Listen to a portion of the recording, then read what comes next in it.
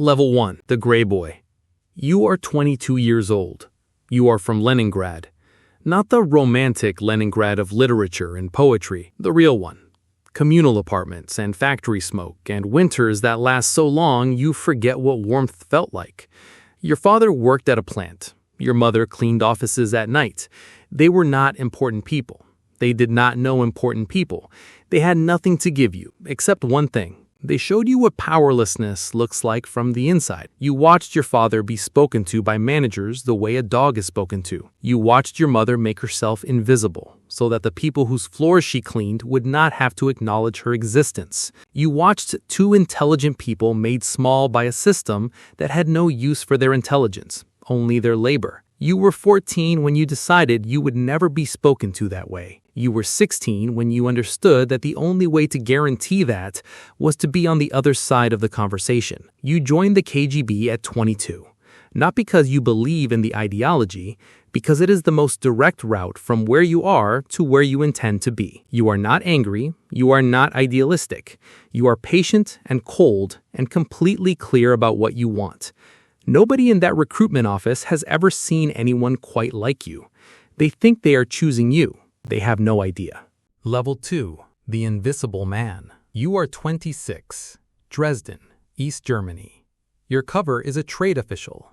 Your real work is watching people, identifying weaknesses, filing information about who wants what they cannot officially want. You are extraordinarily good at this, not because you were trained to be, though you were, because you have been doing it your entire life. Reading rooms, reading people, understanding the gap between what someone says and what they mean and what they need. Dresden teaches you something that Leningrad began. In 1989, the wall comes down. You watch crowds tear it apart with their hands. You watch an empire dissolve in real time. You call Moscow for instructions. The line rings and rings. Nobody answers. You stand in your office in Dresden and understand something that most people around you are too emotional to see clearly. The USSR is not ending because communism failed. It is ending because the people at the center lost their nerve. They blinked. They hesitated. They felt something, guilt or doubt or fear, and that feeling destroyed everything they had built. You make a decision standing in that office that will shape every subsequent decision of your life. You will never blink. Whatever comes next, you will not hesitate. You will not feel your way through a crisis. You will think your way through it, every time, without exception. You pack your things. You go home to a country that no longer exists in the form you left it. You are not afraid. You are ready. Level 3, the Useful Man. Russia in the 1990s is chaos. Oligarchs are buying everything. Politicians are selling everything. The state is being hollowed out from inside by men who are fast enough and ruthless enough to take what the collapse left unguarded. You watch all of this with the cold attention of someone at an auction who has not yet decided what to bid on. You work your way back into the security services. You make yourself useful to a man named Sobchak in St. Petersburg. You manage things for him, problems that need to disappear, situations that need to be resolved without official paperwork. You are good at this. You are very good at this. You begin to understand the real architecture of power in the new Russia. It is not politicians. It is not even oligarchs. It is the people who know where the information is, who has what file, who owes what debt, who committed what act that cannot be made public. Information is the only currency that does not devalue. You begin collecting it, quietly, carefully, not for immediate use, for later, for the moment when later becomes now. You are also building something else, a reputation, not a loud one. You have always understood that loudness is weakness. A quiet reputation, the kind that spreads through the right rooms in the right way. He is reliable. He solves problems. He does not create them. He knows how to keep a secret because he understands that secrets are more valuable kept than spent. By the mid-1990s, the right people know your name.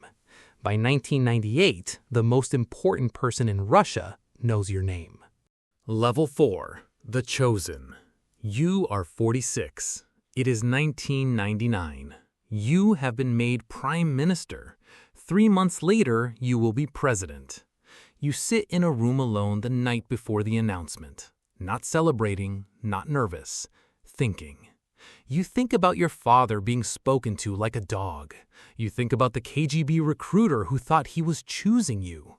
You think about standing in Dresden watching an empire collapse because the people running it lost their nerve. You think about every room you were not invited into that you eventually entered anyway. Every person who underestimated you.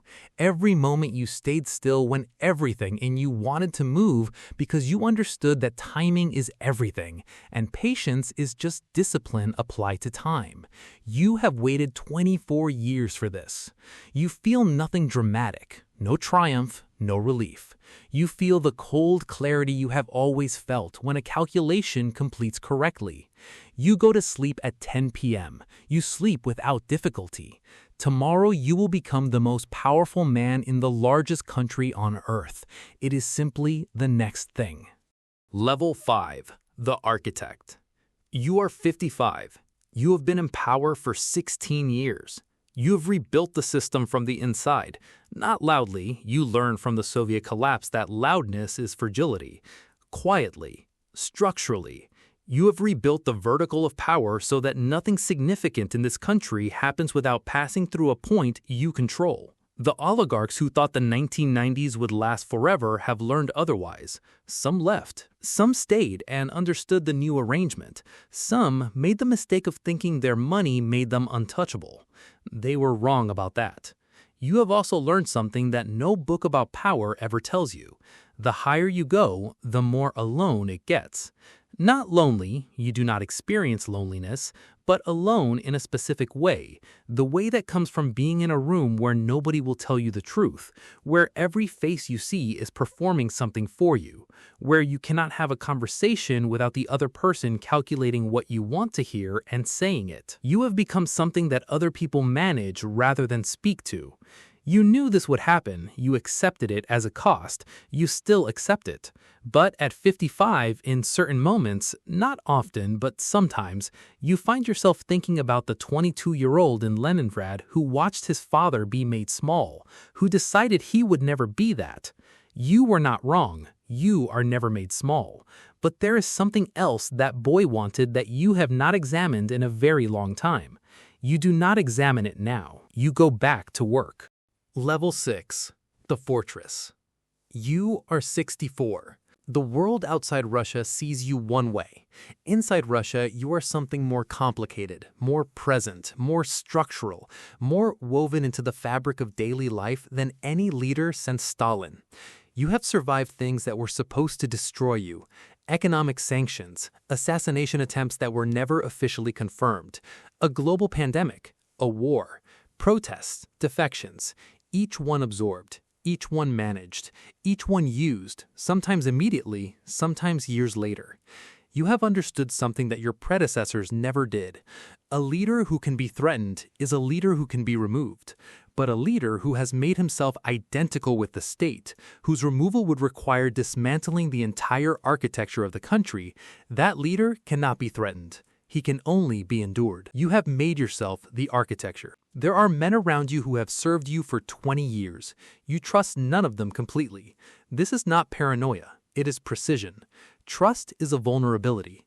You do not carry vulnerabilities. But there is a cost to this that you are only now, at 64, beginning to feel in a way that is no longer fully ignorable. The boy from Leningrad wanted to never be powerless. He achieved this. What he did not understand, what you did not understand, is that absolute power is its own kind of prison. The walls just face outward instead of in. You are the most powerful man on earth. You have not had a conversation where someone told you the truth in 11 years. You are not sure you would recognize it if they did. Level 7. The Cost. It is 3 a.m. You are awake. This happens more than it used to. You are in a room that most people do not know exists, in a building that most people do not know you sleep in. Security reasons. Always security reasons. Your life has been lived inside security reasons for so long that you cannot remember what it felt like to simply be somewhere without a perimeter. You were thinking about a conversation from yesterday, a briefing. One of your most trusted men, if trusted is still the right word, telling you about a situation in a region that requires a decision. He told you what he thought you wanted to hear. You could see him doing it in real time, choosing words, calibrating, reading your face for signals about which version of the truth you preferred. You gave him nothing. You have not given anyone anything readable in years. You made the decision, the correct one, not the one he was steering you toward. He will find out tomorrow that you already knew what he did not tell you. He will be more careful next time. They are always more careful next time. And then less honest next time. It is 3 a.m. The most powerful man in the world cannot sleep. You think about the factory worker from Leningrad, your father, who was spoken to like a dog, who came home every evening to a small apartment and ate dinner with his family and knew exactly who he was and what he was worth, and who loved him. You have more than he ever dreamed of. You have 14 residences. You have men who would die for you, not out of love, but out of calculation, which is the only kind of loyalty you have permitted yourself to believe in. You have changed the course of history. You have made yourself untouchable. And it is 3 a.m., and you are alone, and the silence in this room that no one knows about is the loudest thing you have ever heard. The boy from Leningrad got everything he wanted. He just didn't know that getting everything you want is not the same as having something. He didn't know that you can build walls so high that nothing can get in, and nothing can get out either.